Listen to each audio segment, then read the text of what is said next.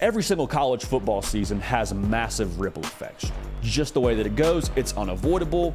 It is the reality of college football season. What you do one season will impact future seasons. But I think there's a couple of teams right now that are teed up to do some really exciting things in the future, but a lot of it hinges on having a good year in 2023.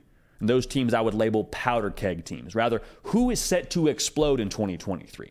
That's what I want to hone in on here. And it doesn't mean necessarily they're going to win a national title in 2023. It means that doing well in 2023 could kind of ignite the fuse and cause everything within that operation to level up tremendously based on what they do in 2023. So a lot of this, a large part of this, just to kind of preface, is recruiting centric. Because we understand now, development is a big part of this. Having a proof of concept is a big part of this for recruits. So just kind of keep that in mind as we move throughout these teams right now. And with us previously mentioning the good people on the West Coast, let's go to the West Coast. Let's talk about Oregon. As college football, with realignment and all that, whether we like it or not, I think college football is becoming a more of a national sport. You got Oregon moving to the Big Ten. You got USC moving to the Big Ten. You got Oklahoma and Texas moving to the SEC. Like, I think these conferences are intentionally trying to stretch their reach across the great United States. And as it becomes more national, I think that favors a brand like Oregon, because we've talked about it here.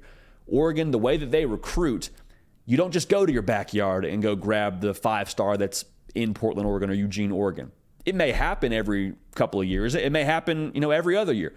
But the reality is, for Oregon, for them to be successful, they got to go win in the DMV. They got to go win in Southern California. They got to go win in the Southeast. Like, Oregon is a national brand, and they have made their money. They have made their bet in recruiting being a national brand. And so for them, they got a dynamic recruiter as their head coach in Dan Lanning. He is a guy that gets it through and through. He understands we got to have the best players to compete with the best teams. They are prioritizing that. The other part of that, like I said, national brand. How about Nike? How about the swoosh? You don't think that plays a factor right now with them going forward? And last year, I think provided a little bit of excitement for different recruits saying, oh, wow, hey, Oregon's doing something over there. Hey, I can go to Oregon and accomplish what I want to accomplish. I can go there and play a fun style of offense again. I think what Dan Lanning has right now is starting to churn. If they were to go out and win 10 games in 2023, go win the Pac-12, especially as they head to the Big Ten, and with this top 10 class they already have from 2022, I think that could just ignite what's going on in Eugene right now. Dan Lanning, I think, is one of the best coaches in college football right now. There's a reason he got that extension. Moving to the Big Ten now for Oregon, they're going to be one of the halves as we move into the new era of college football. Would not be surprised at all if they explode with a good season in 2023, and then that just continues to skyrocket going forward. So Oregon, absolutely a powder keg football team. Really quickly, would appreciate you all to, one, subscribe to the YouTube channel, because we talk college football and only college football, and we want you a part of this, all right? Don't want y'all to miss any shows, any content, so that's the first part. Also, a great way for us to stay engaged here, if you could follow me on Twitter. I'm not calling it X, I'm calling it Twitter. And on Instagram, same handle, at JD Piquel. We're doing some content there that we're not necessarily doing right here on the live show. So we'd love to incorporate y'all into those. And also a lot of content from there. We get opinions from y'all and takes from y'all and put them into the live show. So a great way for us to kind of keep this whole community tight. So thank you in advance for that. South Carolina, another powder keg team, man. And for them, it is all about ensuring for recruits that what they've done to this point under Coach Beamer is just the start. Because I think that's really what it is for South Carolina. I mean, we've seen the Shane Beamer effect already on the recruiting trail, landing 2 5-stars. They got Dylan Stewart in this 2024 cycle. Still has to sign, but they've got him in the boat right now. And they got Nicholas Harbor last year at the last minute on National Signing Day. And, I mean, he is a generational athlete, if nothing else. So you're starting to see some of these top guys with options saying, hey, actually, I do want to go play for Shane Beamer. I do want to be a part of what he's building at South Carolina. I've said this before. I think people are just looking for an excuse to play for Shane Beamer. And that excuse that he's giving them is what they did last year. Not 1, but 2 top 10 wins over Tennessee and over Clemson. In both of those wins, they were double-digit underdogs. And Shane Beamer, I loved what he did after the game. Grabbed the mic, or I guess he was given the mic as they're storming the field, and he's like, listen, we're not just a good story. We are for real. I'm paraphrasing. That's essentially what he said, though. And I love that because I think that's exactly where the money has to be for South Carolina and Shane Beamer. If they can continue to prove that, they go ahead and have a 8-9 win season, they could boom.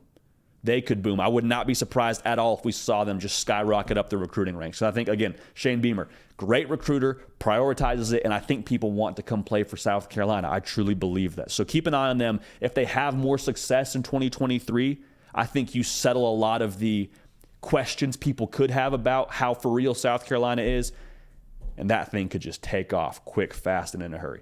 Let's stay in the SEC now. Let's go to Tennessee. The Tennessee Vols, I think, are one of the most fascinating teams in the entire country. Obviously, had Hendon Hooker last year. Jalen Hyatt, I think he's still catching touchdowns against Alabama right now. Just caught another one. Good for him. They exploded last year on the field. And you saw some dividends, I believe, on the recruiting trail with what happened with them this last cycle. But for them this coming season, similar to what I was saying about South Carolina, I think it's about proving it again. Having another moment you can package up and take on the recruiting trail and say, hey, come be a part of this. We want you here. We want you on Rocky Top. And if you come here, you're going to experience more things like this. That experience last year, the win over Alabama. Even if you're not a Tennessee fan, you saw them throw those goalposts into the river. You saw the absolute sea of orange on the field, and you saw that environment and that experience. And I think most college football fans that aren't, Alabama fans and maybe don't just hate Tennessee with all of their might. If you're an indifferent college football fan, you're kind of just watching that, you're like, man, that's what it's all about. That is a cool experience. That is a unique atmosphere that is specific to our sport. And if you're a recruit, you're saying, man, that looks like a good time. Want to be a part of that. You heard Josh Heupel take the mic after that game, and you're like, that's a guy I want to play for. So if they can beat a Georgia or an Alabama, they don't got to beat both, but if you can have one of those, if you can slay one of those dragons again, I think that would just push the brand up even more for Tennessee and solidify, no. This is a real thing now. Last year wasn't just a great year because we had Hendon Hooker and we had Jalen Hyatt. We had some good players, but this is a thing that's going to continue now. And if you're a recruit, we want you a part of this. We're going to be a top-tier SEC team. Heck, we may already be. We want you a part of this. So proving that again, I think, is crucial for them. It's all about proving for them, I believe, that they're not sacrificing anything, recruits that is, by going to Tennessee over a Georgia or Alabama. You can accomplish all you want to at Tennessee. That has to be the message. You can win how you want to at Tennessee just fine. And when that happens, if they start stacking classes, look out now. I think Josh Heupel is also one of the best coaches in college football. If he gets rolling out with some proof of concept, it's going to be trouble for the rest of college football. So I'm excited to watch all that play out. Florida State, last team here. Unique opportunity for them right now. Because now you add in another Power 5 team, and we'll call it Power 5 for now. We'll see what happens with the rest of these conferences. But you add in UCF to the mix in the Big 12, potentially a Power 5, Power 4 conference, however you want to slice it. Florida State right now is the top dog in the state based on what they did last year. And Mike Norvell, historically, has made his hay through the transfer portal. Went and got some guys to help them right away because the operation he took over was not ready-made to go and win football games. So he was piecing it together with sticks and glue, getting who he could through the portal and making it work. Now, with the success they had last season, you've seen some carryover to where they are on the recruiting trail right now. They got a top 5 class right now at the time of us being live in the 2024 cycle. So for them, if they can establish themselves yet again as the top team in the state of Florida, that is going to just pour gasoline on what's going on. That will just ignite the fuse even more from what's going on in Tallahassee right now. I'll say this too for Mike Norvell. I think he's on a bit of a timeline. And not on a timeline in the sense of, he's on the hot seat if he doesn't win this year. Like, we all understand that's just absolutely not true. They just extended him.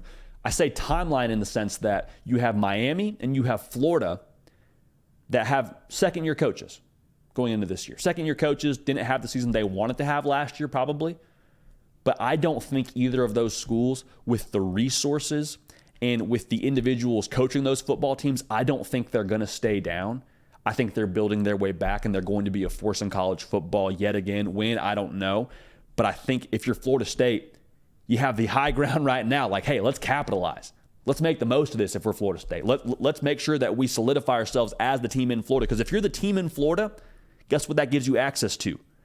All the top recruits in the state of Florida. It at least changes the way you have that conversation. You say, we have proof of concept, come be a part of what we're doing here. You don't have to wonder, can you do it at a school like one of these other schools in Florida? Like, come do it here. Be a part of what we're doing. Be a part of what we've done and what we're going to do going forward. And if you get the talent in the state of Florida for how rich that state is at the high school level in terms of talent, like, that would be crucial for them to be able to be that team in the state. So for Florida State, got the high ground right now. Got to finish the deal, though. Got to finish the deal. So this coming season, should they win the ACC or be another double-digit win football team, heck, make the college football playoff, I think they would be very, very happy to live in that world with the Noles. So Oregon, South Carolina, Tennessee, Florida State, all 4 teams that I think, should they have a good year in 2023, are set to explode going forward. Powder keg teams, man, I'm telling you. The hard count is brought to you by the good people over at Bird Dogs. Now, Bird Dogs, I've mentioned them a couple of times on this show because they're phenomenal and they bring us to you, rather. Bird Dogs are 2 things. Extremely comfortable, right? Which is priority number 1 for us as college football fans. When you are either at a game, standing all day, you're on your feet at the tailgate, then you're either in the student section or at your season ticket spot, wherever you are, you got to be comfortable. All right, we don't have time this fall for us to go back and change at the car or, heck, drive home and get a different pair of shorts on. Like, we can't do that. Breathable fabric, all right? Stretchy, feel good, look good. You can work out in them and then wear them to the tailgate. That's the kind of versatility we're working with here with Bird Dogs. Other piece of this, man, they look good. You're not going to show up to the tailgate and be that guy that gets the, what are you wearing? Because we all know that's one of those things that happens on game day. You walk up to the tailgate and you're like, man, buddy did not get the memo.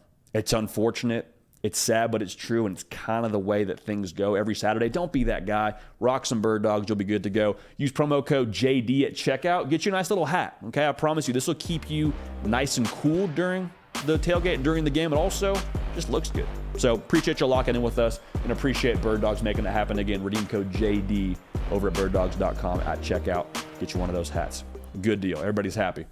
Hey y'all, thanks so much for watching. Subscribe to the channel here to make sure you don't miss an episode of The Hard Count. Also be sure to check out other videos on the On3 YouTube channel.